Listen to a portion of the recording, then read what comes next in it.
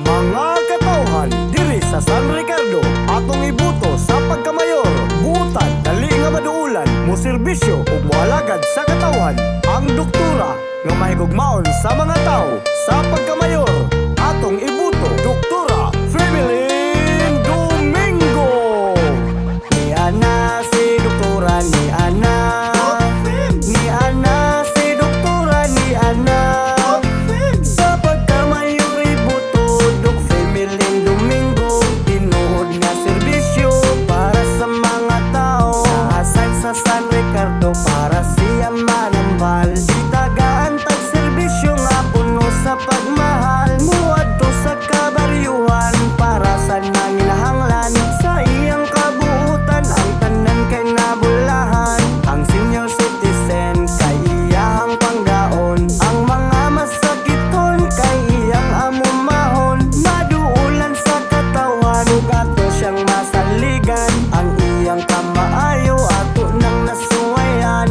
Ang mga kabaryuhan kay iyang adtuon. Libreng tambal, libreng check-up ug medical mission. Dili na to ikalimtan sa pagkamayor butuhan. Dok Femelin Domingo mo alagad sa katawhan. Ni Ana si doktora, ni Ana.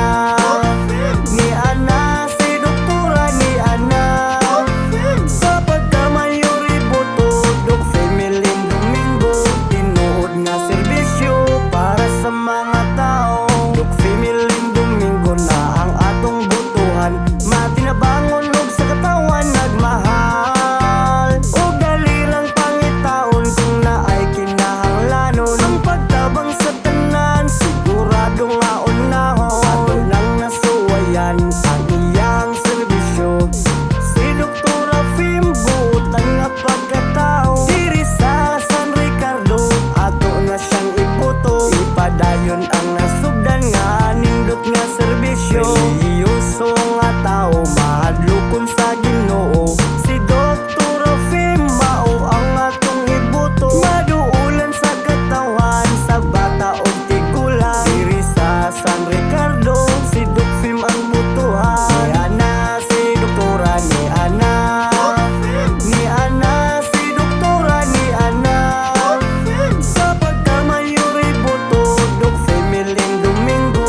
Tinuod nga serbisyo para sa mga tao. Mga katawhan diri sa San Ricardo, atong ibuto sa pagkamayor. Dok Femelin Domingo.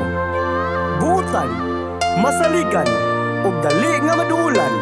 Anda mo serbisyo ug moalagad sa tanang katawhan. Mao kini ang iyang plataporma. Senior citizen iyang panggaon. Libreng tambal para sa mga masakiton.